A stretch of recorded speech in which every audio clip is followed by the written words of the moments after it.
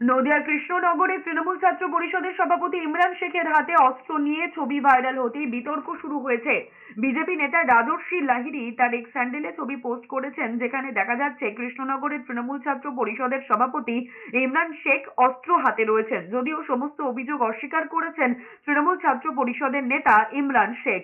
পাল্টা থানায় রাজর্ষি লাহিড়ীর নামে অভিযোগ দায়ের করেছেন ইমরান শেখ। কোথাও আমি দেখতে পাচ্ছি না যে এখানে ইমরান শেখ এখানে রয়েছে, আমি এটা কোথাও দেখতে পেলাম না ভালোভাবে যে আমরা এটা লিগ্যাল স্টেপ নেবো। যে ফেসবুকে ছেড়েছে তার বিরুদ্ধে আমরা আইনগত পথে যাব, কারণ এটাকে তাকে প্রমাণ করতে হবে যে এটা অরিজিনাল আগ্নেয় অস্ত্র। আর ভিডিওতে কোথায় আমাকে দেখা যাচ্ছে আমি নিজেও বুঝতে পারছি না।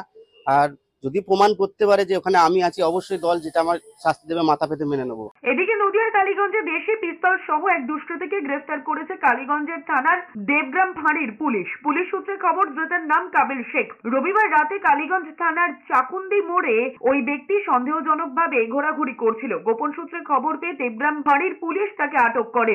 তল্লাশি চালিয়ে তার কাছ থেকে একটি দেশি পিস্তল উদ্ধার হয়।